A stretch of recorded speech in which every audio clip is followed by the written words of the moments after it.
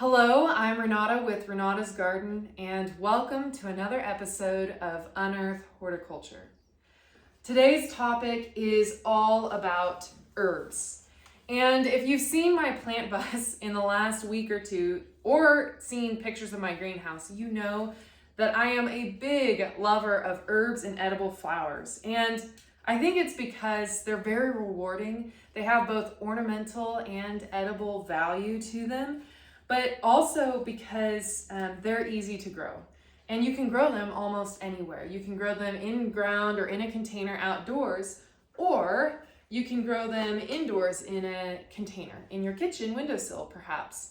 So today in this episode, I'm going to talk all about how you can start your very own indoor herb garden.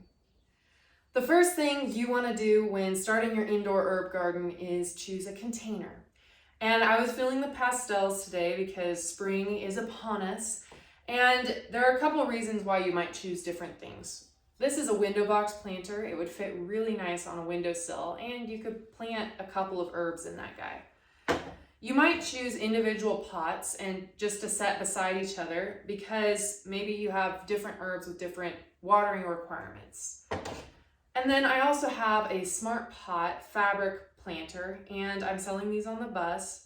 They're really cool. They're lightweight, reusable planters that also help encourage good root health in your plants. Instead of the roots reaching the edge and starting to wrap in circles around the inside of a solid pot, a fabric liner allows your plant's roots to reach the edge and prune in a way, and it stops them from growing, it stops them from circling the pot. So these planters are really kind of cool. You might want to try them out. Just keep in mind with indoor planting that they are fabric. So you want to make sure that they're set on a waterproof surface or that you have a plate underneath them to keep your interior surfaces safe. I have several options for you to try out in your indoor herb garden this year. I highly suggest the number one herb you start with is parsley. And that's simply because it's a very common herb in recipes, and oftentimes people don't have it on hand, and so they just leave it out. And you lose something in your recipes when you leave out parsley. It gives it a really nice fresh flavor. Dried parsley is not the same, so it's really great to have this on hand. Not to mention, it is probably the easiest herb to care for indoors. The second one that comes in handy in a tight spot is chives.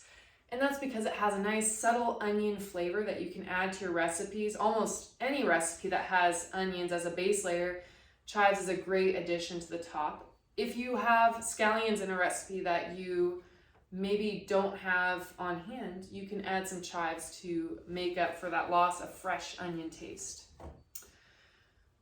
Thyme is a great one to try indoors, except you might not want to plant it in with other herbs because it does like it a little bit on the drier side. It has a tendency to be susceptible to overwatering. So I'm going to plop that into its own individual container.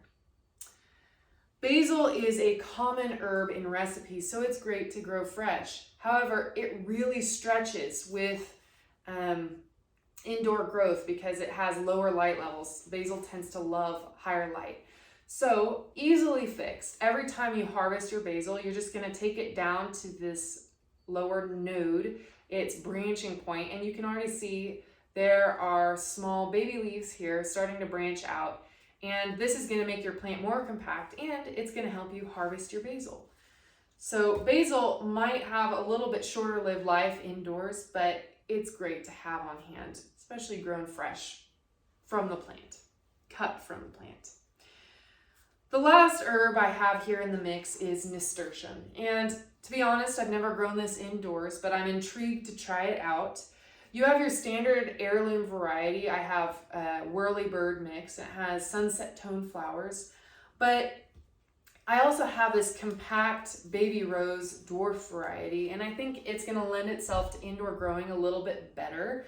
And that's just because its genetics are working with me. I'm not sure nasturtium will flower indoors if that's enough light, but we're going to try it out and see. You're welcome to try it out yourself and let me know what happens. I'm very interested to try this one indoors. So let's get planting. I've laid out the herbs that I'm going to plant here in the containers they're going to go in, and I've done parsley and chives in the same container because they have similar light and water requirements. Now, if I get concerned that the parsley is going to start choking out the chives, like preventing it from getting light, then it's an easy fix. Just harvest from that side of the parsley plant. I'm going to do thyme in its own container, and also nasturtium, because nasturtium's a little bit more of an experiment, and I know nasturtium, it's probably going to fill that container in no time. It likes to fill the space it's given. I have a little bag of potting mix here, just standard potting mix, and I'm selling it in reusable bags on the bus, which is pretty fun. And I'm just going to go ahead and plant these up. Don't forget to check the care requirements by scanning it with your scanning the QR code with your phone. It'll take you right to the website.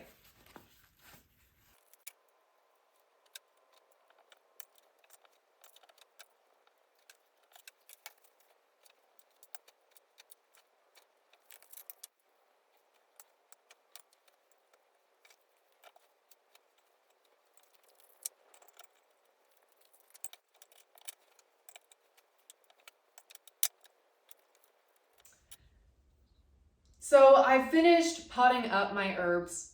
Now what? Well, now all that's left is for them to grow. And to support their growth, you need to provide the plants with light and water. And light is often the challenge in interior environments because the low light levels cause the plants to stretch.